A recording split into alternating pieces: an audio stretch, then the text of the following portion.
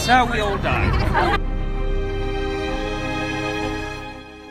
In the last episode, we learned that Murdoch's news group newspapers, or NGN, was first having to address the use of illegal voicemail interception by its journalists.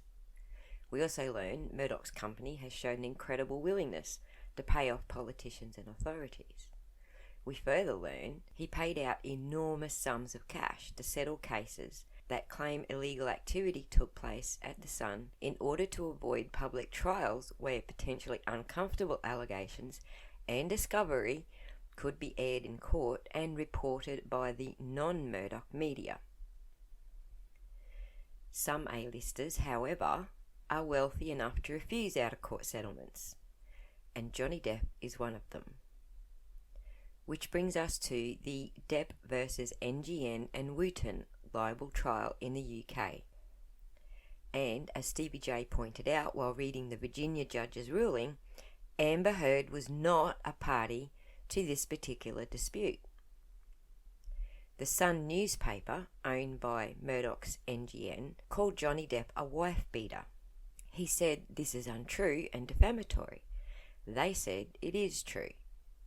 This trial, with Mr. Justice Nicol presiding, was to determine the truth of the matter.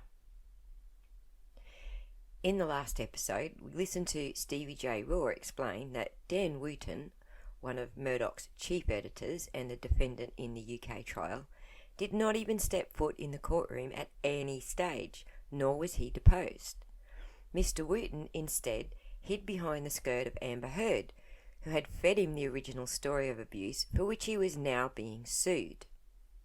We also heard Stevie J read an article written by Mr. Wootton post-trial, admitting that he and Miss Heard were trying to get J.K. Rowling to fire Mr. Depp from Fantastic Beasts. UK law does not require the plaintiff to prove damage was done as a result of the words written. Instead, it only requires there to be truth in the statements. The Virginia trial, however, does require the plaintiff to prove damage was done and that it was done so purposefully or neglectfully. Therefore, Mr. Wootton's post-trial confession may well play a starring role in the Virginia trial. Some connections have recently surfaced between Justice Nicol, who is the judge who presided over Johnny's case in the UK, and the defendants, NGN. The first connection, which I find to be the most alarming, is that of his son. And yes, I do realize that his last name differs from that of his father, but he does share the same last name that his mother has, Camilla Palmer, who is Justice Nicol's wife. Robert Palmer works at Talk Radio, which, as you can tell, is a UK-based radio. Upon further investigation by users on Twitter, it turns out that Dan Wootton, one of the named defendants that Johnny was suing, also works at Talk Radio. To make things all the more suspicious, it turns out that Talk Radio is owned by Wireless Group Limited, which is a subsidiary of News UK and Ireland Limited, which is a subsidiary of News Corp, which, you guessed it, owns the Sun newspaper in the UK. So essentially, Justice Nicol's son works for the defendants. The next connection I want to talk about is in relation to Kathy Lett and Jennifer Robinson, Jennifer being one of Amber's lawyers, and Justice Nicol's wife, Camilla Palmer. As I mentioned in my last video about the judgment, there was a dinner party of sorts that was thrown in Amber's honor during the trial proceedings. The woman who hosted the party is Kathy Lett, who is the ex-wife of Jeffrey Robertson, a barrister who previously worked with Justice Nicol back when he was a barrister, and they also co-authored a book together. Kathy Lett is also a friend of Justice Nicol's wife, Camilla Palmer. I want to point out that there is no evidence that Camilla Palmer attended that specific dinner party. If she did, that would have been a huge problem and a definite grounds for arguing that Justice Nicol was clearly in bed with the defendant. Kathy Lett is incredibly close to Amber's lawyer, Jennifer Robinson. And also in attendance was Baroness Helena Kennedy, who is also a barrister at Doughty, which means she also works with Jeffrey Robertson, Justice Nichols' co-author and ex-colleague. No one is negating the fact that women are victims of domestic violence, but the issue here is that these women seem to have supported Amber for years, from UN functions to this dinner, for example. So the issue that people are having here is there seems to be a very pro-female agenda going on here, in the sense that women are victims and never abusers, which is the entire issue surrounding this case. And so all these connections being so close to Justice Nichol have been a cause of alarm for many people. And then finally, there's the fact that Justice Nichol, back in his barrister days, was a barrister for the Times, which is also owned by Rupert Murdoch. And he scored a landmark victory for the freedom of the press in the Court of Appeal. The purpose of impartiality is to maintain the public's confidence and trust in the judicial system. Because as you can imagine, if judges were perceived to be biased and lacked impartiality, then how can we trust that their decision was the right and fair decision? Justice Nichol has sat in on a case where one of the parties were previously a client of his. If this was the only connection, his previous career representing the Times, I would think it was a weak one. But when you see things as the greater picture, with the numerous connections that Justice Nichol apparently has to the defendants, I can see this as one of many reasons to justify a recusal. So very much like evidence, it's the strength of everything put together rather than looking at everything in isolation. Johnny Depp has lost his libel case against The Sun over the British tabloid's article that accused him of being a, quote, wife beater during his marriage to Amber Heard. Judge Mr. Justice Nichol ruled that Depp has, quote, not succeeded in his action for libel, because the court found that The Sun's 2018 article was, quote, substantially true. Though the judge did note in his statement that the 57-year-old had, quote, proved the necessary elements of his cause of action in libel, the defendants had shown that, quote, what they published in the meaning which I have held the words to bear was substantially true. The Pirates of the Caribbean star denied the allegations of abuse and called the claims, quote, sick and, quote, a hoax. Lawyers for Depp said the court's verdict was, quote, as perverse as it is bewildering. Quote, most troubling is the judge's reliance on the testimony of Amber Heard and corresponding disregard of the mountain of counter evidence from police officers, medical practitioners, her own former assistant, other unchallenged witnesses, and an array of documentary evidence which completely undermine the allegations, point by point. As we all know, in May of 2016, Amber Heard filed for divorce from Johnny Depp and days later publicly came forward with accusations of physical and emotional abuse occurring throughout their multi-year relationship. In an attempt to obtain a domestic violence restraining order, only to be granted a temporary restraining order, Amber, along with two key witnesses and longtime friends Io Tillett-Wright and Raquel Pennington, would all submit court-sworn declarations to support her claims. Within these declarations, mainly Amber's, there are only 3 referenced alleged incidences of abuse at the hands of Johnny Depp: May 21, 2016, April 21, 2016, and an unspecified date in December of 2015. I listed those in reverse chronological order because that's the order in which I will be primarily discussing them. I'll start with May 21, 2016. This was the night Amber claims Johnny threw a phone at her face and pulled her hair and struck her repeatedly.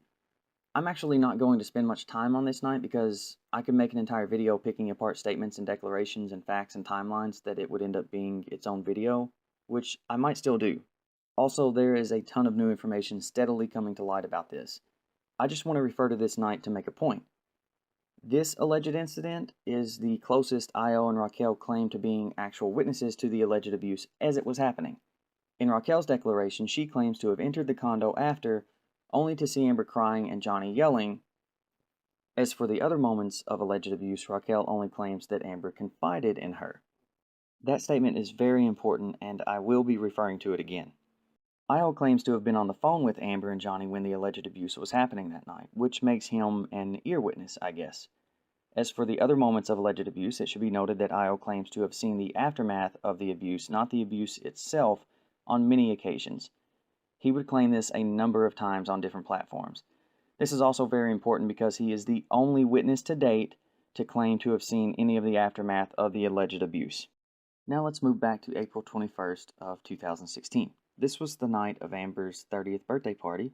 She claims a drunk and high Johnny Depp showed up late and then, when all the guests left, assaulted her and smashed everything he could on his way out. No witness claims to have seen any aftermath or injury. As many of you may recall, Johnny is currently suing The Sun magazine for calling him a wife beater, and with that, new information and his claims of what happened are becoming more public knowledge. A few short months ago, his version of this night was released.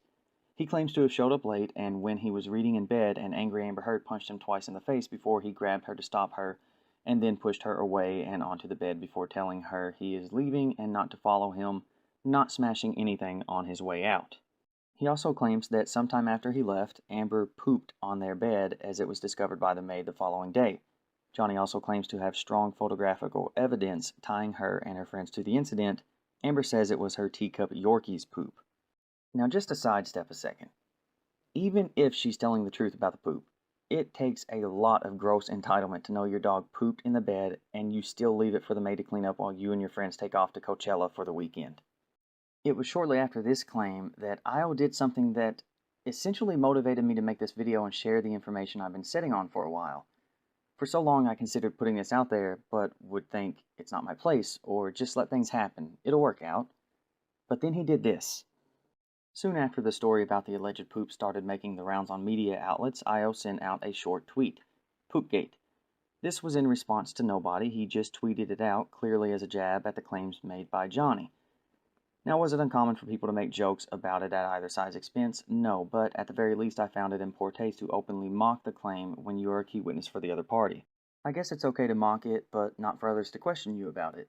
Basically, this invited people online to ask about Io's participation in the alleged pooping. This seemed to make Io pretty ticked off.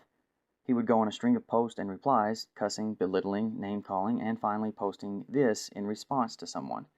Quick note, you may notice I've blocked out the username. This will be a running theme. I won't show names or faces of anyone non-pivotal in proving my point. Now to the post. Io claims that he couldn't have participated because he says he wasn't even in LA when Poopgate allegedly happened. He says he was in New York and goes on to say that it's a fact. Did Amber call him? Yes. She allegedly called Io while he was in New York on May 21st so Io could help ease Johnny's mind about it. But Johnny is claiming Poopgate occurred after he left on April 21st. Also, when you say something is a fact, you should probably make sure it's not easily debunked first just because you want so desperately to be right and stick your nose up at people. So let's do some digging and see if we can't find out where Io was on April 21st. Here we have a post from April 12th, 2016. I'm going to be showing a number of posts during this video primarily to focus on the location tags of Instagram. This will help demonstrate how accurate they are and which ones need more information to confirm. Quick note, locations are one of the only aspects of Instagram that can be changed after a post goes up. The date is one of the things that cannot be changed. This post has been tagged in Brooklyn, New York. So far, so good.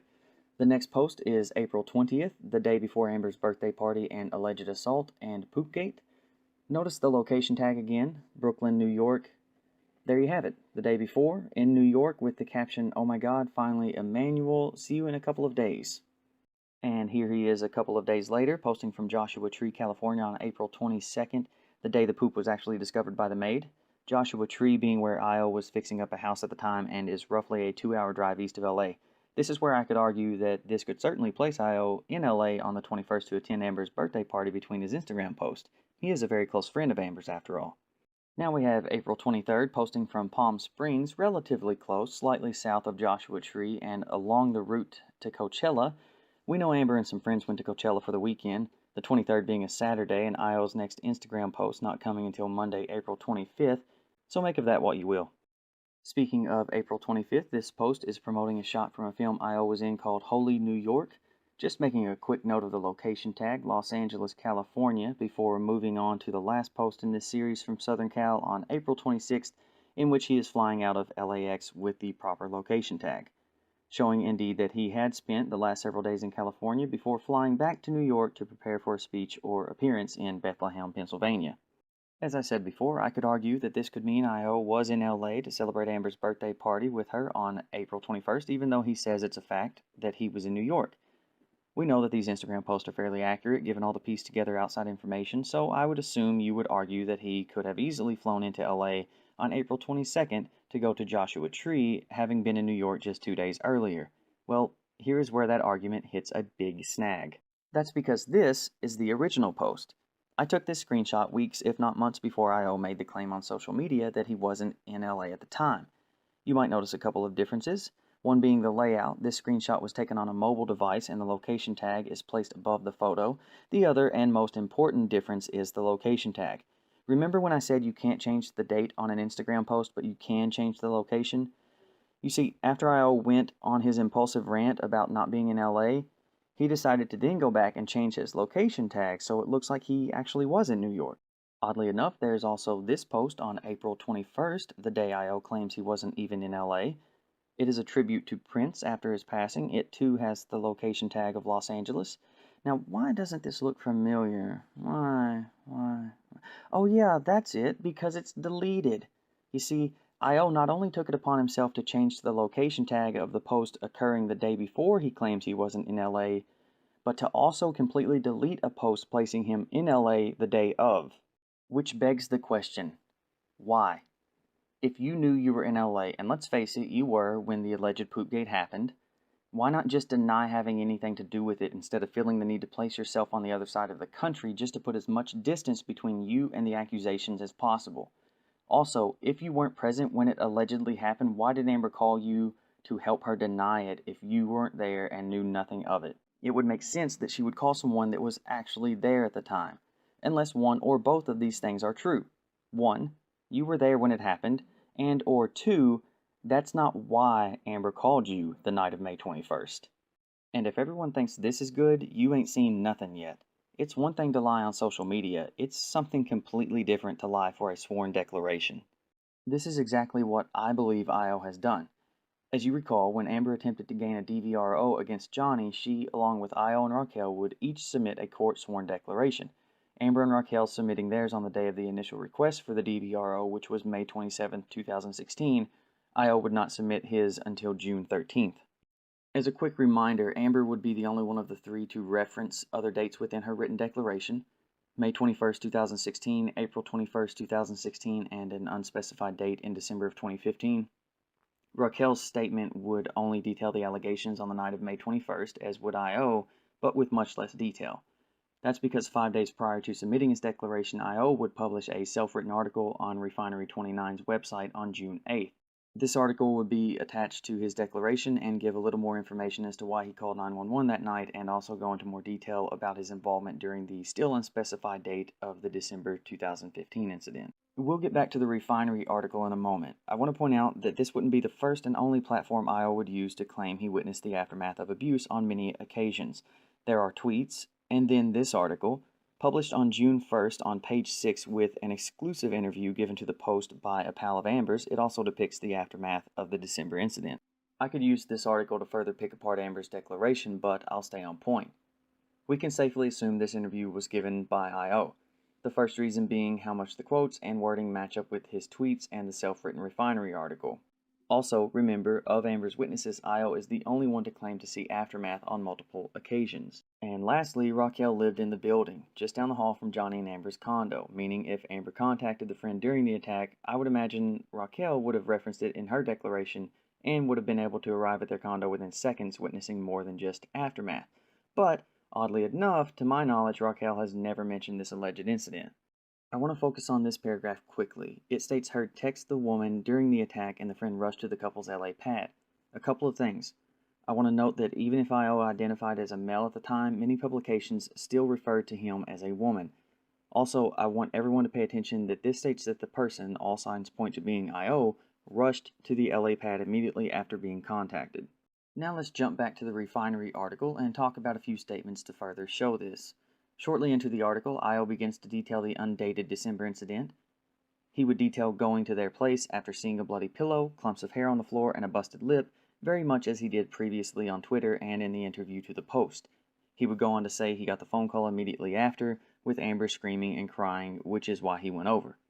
Just a quick side-by-side comparison. I know some will point out that during the post-interview it states that the friend received a text, and I.O. claims in his article that he received a phone call. Short explanation and speculation, and make of this what you will, text messages can be ordered by the courts and printed out by the phone company if said phone company has the log still available, and phone calls only have call logs and no way of checking to see what was actually said during the conversation, unlike text messages. But I digress. Later in the article, he would depict further witnessing Amber shaking and crying as she described Johnny putting his entire weight into headbutting her in the nose.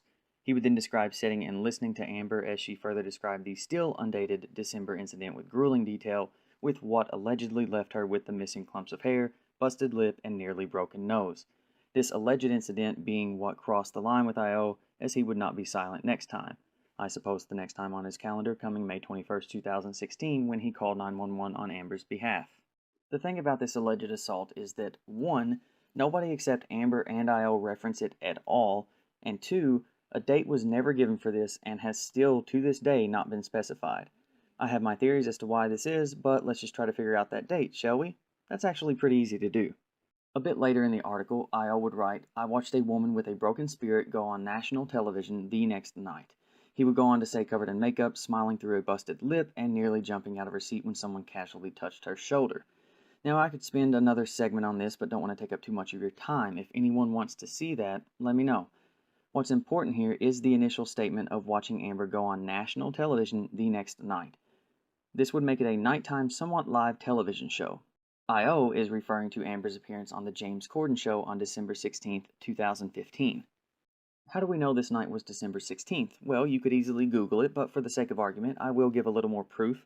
Here's a piece about the show from Wikipedia. I've highlighted the important parts. It states how beginning the week of May 25th, 2015, the show scaled back production to 4 first-run episodes per week, with Friday's episode being a rebroadcast or rerun, meaning they only shot and aired episodes on Monday through Thursday. These episodes usually were shot during mid to late afternoon hours and aired that same night. And here we have a short portion of the episodes list.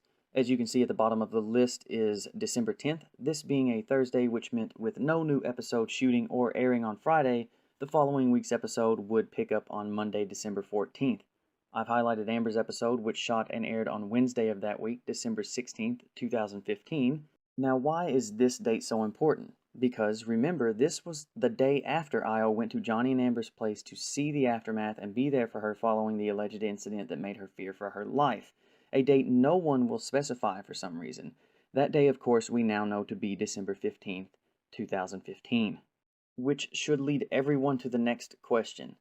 Why is this date not specified? Well, allow me to go on a bit of a tangent, if I may, before I continue on point. This will be the most speculation or insinuation you'll get from me during this video, so you've been warned. On December 15, 2015, Amber and Johnny were spotted that evening leaving the A-Go restaurant in LA. From these pictures you can see that Johnny is wearing a low-setting hat with dark, wide-covering sunglasses. Amber can be seen as fairly fresh-faced, what seems like minimal makeup and clearly no busted lip, near broken nose, or clumps of hair missing. We can only assume this was earlier in the evening before the alleged life-fearing beating later that night and before going to shoot the James Corden show the following afternoon. Knowing that the alleged worst beating of her life came less than 24 hours from arriving at the James Corden show is also important. You see, Amber would be photographed and or put on video a number of times following the incident. None of these moments seemingly showing any physical signs of the devastating injury she claims to have received. First, there's the show appearance the following day. I want to point out that the hair and makeup artist used the same selfie taken on the show for their own Instagram post. I also want to point out that neither of these individuals were ever mentioned by Amber nor placed on her witness list. I find that interesting because they would each be able to vouch for the clumps of hair missing and also the busted lip, near broken nose, and other horrifying facial injuries. This is doubly interesting because the makeup artist still works with Amber to this day and is a longtime friend, even going to Coachella with her and the gang after the alleged abuse and Poopgate incident in April of 2016. Her next public outing would be on December 20th. Here she is spotted with Raquel doing some shopping at the Melrose and Fairfax flea market. She even took the time to take a close-up selfie with someone I assume is a fan. Not the best quality picture here, but again, no signs of visible injury. Moving on to this series of shots, these were taken on Johnny's private island by mutual friends who happen to be a photographer and a designer. I won't go into all the details about how I figured it out, but these were taken between the dates of December 27th and December 31st of 2015, a short 2 weeks after having her hair ripped out and face smashed with a full body weight headbutt. I only keep repeating that to emphasize the lack of visible injury, and note that some of these posts make sure to point out that she is fresh-faced and makeup-free. Johnny, however, would not be publicly photographed or videoed until the couple showed up together on the red carpet at the Palm Springs Film Festival on January 2nd, 2016. Amber still showing no sign of injury, albeit with heavy makeup, and Johnny no longer wearing a hat or glasses like we last saw him in December, but still, in my opinion, looking a bit worse for wear. So now I quickly want to go back to December 15th. I find it odd that of all the items on Amber's submitted exhibit list, there are no pictures listed depicting a date in December. Most of her exhibits center around the May 21st incident.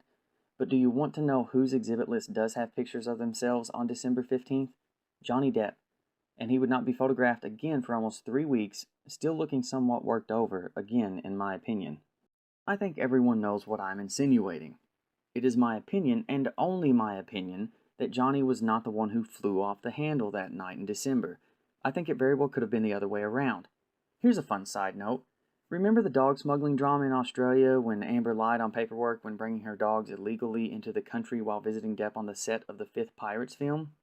Did you know that December 15th, 2015 was the day it was reported that Amber would not be getting away scot-free and would indeed have to show up for an assigned court date in Australia, facing possible jail time and facing it alone as Johnny was not implicated nor did he have to go to court over it? Now who do you think was having a bad day on December 15th? That's the kind of news that could potentially cause a person to throw a rage-fueled fit. But anyway, let's get back on track. We now have a date for the alleged December beating that Amber received at the hands and head of Johnny Depp. Through pictures, interviews, declarations, and articles, we know that date to be December 15, 2015. We also know through that information that IO claims to have gone to check on Amber and comfort her that day/evening. But what if I told you that IO didn't go to Amber's condo on December 15th like he has claimed a number of times? What if I told you he wasn't in LA or even California at all that day, but nearly on the other side of the country, roughly 2,000 miles away, all the way over here? As you may or may not be aware of, at the time, IO was working for MTV on a show called Suspect. It has 8 episodes listed and lasted 1 season. This was somewhat of a spin-off of the popular show Catfish, even utilizing many of the same crew from the show and shooting both during the same time frame, as IO also co-hosted Suspect with the host of Catfish, Neve. The show shot primarily during the fall and winter months of 2015, and IO, as he commonly did at the time, did a wonderful job of documenting all of the cities he traveled to during that time. From Akron to Indianapolis, Detroit and Phoenix, Denver and Aurora, Colorado, from Vegas to Houston. But of all the cities tagged and traveled to, there is one I'm most interested in. Cincinnati, Ohio. That's right, IO posted from Cincinnati on not 1 but 2 dates, those being, you guessed it, December 15th and a bonus, December 16th. Now if these location tags on these posts are correct, then there is quite the problem brewing. That would mean IO wasn't even nearby to go to Amber's condo the night the alleged life-threatening abuse occurred, and he claimed to have witnessed the aftermath the day before Amber went on the James Corden show. Those dates we now know to be December 15th and 16th. Do these location tags alone prove IO's geographical location? No, unfortunately they do not, but before anyone says this just became a dead end, buckle up. It's going to be a heck of a ride. Let's start with what we need to prove my point. We need to determine when, both exact month and date, these posts and pictures were actually taken and posted, where they were taken and posted, and what IO was doing there as further confirmation. To do this, as I have for most of the video, I'll be working my way backwards through these points, so to start, let's begin with what IO was doing in Cincinnati. As previously stated, at the time, IO was working on a show for MTV called Suspect, and he did a great job of documenting several cities it took him to. Can you guess where one particular episode shot? Cincinnati. Episode 5 to be exact. That is a really simple way to show what IO would have been doing in Cincinnati, but still doesn't give us a month or a date, but be patient, we'll get there. Next, we have to determine where these pictures were taken and where they were posted from. Let's start with this one on December 15th. The caption reads, "This incredible piece says everything I want to say to young artist. Piece by Jasmine K. Huey. I sincerely apologize for probably mispronouncing that name." I'm sure those who would argue on behalf of IO would say, so maybe this just means he took a picture and was posting a throwback to it and wanted to make sure it was tagged from the correct location of the piece. That's all well and good, and the exact response I would expect from someone who really doesn't want him to be lying about where he was and when he was there, until you see this. The original Facebook post of the picture and piece. A few things to point out here. First, the date of the post being October 18th, 2015. Next to the picture itself. This is the exact same picture IO posted. Every detail about it the same. If you Google "art is pointless without passion," this is the picture you would get, copied onto countless posts and articles. IO simply saved the photo from online and posted it himself. Finally, we get to the location, Austin, Texas, with the lower description giving credit to the same artist and location at the University of Texas at Austin's Department of Art and Art History. Now you can pause it here and read the whole thing, but I'm going to skip to the last sentence where it says this project is meant to be a short-term investigative project that is to stay within the confines of the University of Texas at Austin. So here's where a little common sense comes into play. Why would you post a picture that you did not take from Austin, Texas and tag it in Cincinnati, Ohio if you were not indeed in Cincinnati? But for more about the when and the where of this post, we'll have to come back to it. Moving on to December 16th, we have this post with the caption, "Call me whatever you want, just don't call me an it." This one is much easier to determine the location of. He is clearly posing in front of what is a much larger piece. And here it is. "Sing the Queen City," dedicated on September 22nd, 2015. As you can clearly see, the buildings match up in the background. This is in front of the National Underground Railroad Freedom Center in Cincinnati, Ohio. I know there are some who would argue this still doesn't prove they were posted while IO was in Cincinnati. He could have clearly been throwing back to it. Well, here is where I will happily oblige and shoot that down as well. Remember when I said an episode of Suspect shot in Cincinnati? We can actually determine when it was. It just takes a bit more digging, so hang in there. When a crew is shooting any show on location, many times they try to be nondescript about when it is. I mean, sure, you can tell what season it may be, in this case winter, with no leaves on the trees and gray skies, but on many occasions they try to avoid showing precise dates or months. I think overall they did a great job with this show when it comes to that, but there are still these. We have a number of fleeting, quick shots in the background of the Cincinnati episode that make it seem like everyone is gearing up for Christmas. There are wreaths on street side columns and hanging over streets, and Christmas lights on porches going by in the background and in windows and on light posts along the streets. All signs here point to December. The episodes are made up of 2 separate stories or mysteries and take place at different cities, with each story usually filmed over the course of 2 days. As we look at the episode description, it says that Anthony is looking for his missing motocross buddy Dustin, and the other story being Brennan suspects his boyfriend Jamar may be stepping out on the relationship. The first story of this episode with Anthony and Dustin was shot in San Diego after this one with Brennan and Jamar, but as you can see, they have flipped it in editing, with this one being on the second half. That, I believe, is because this was the more compelling story, and you want to lead up to the better of the 2 mysteries. To the episode itself, we'll start with this shot. This was day 1 of a 2-day shoot in Cincinnati, and the date I believe to be December 15th, 2015. In it, we have Brendan on the far right with co-host Neve and IO in the middle, and a friend whom they are questioning about Jamar's recent behavior and possible infidelity. Spoiler alert.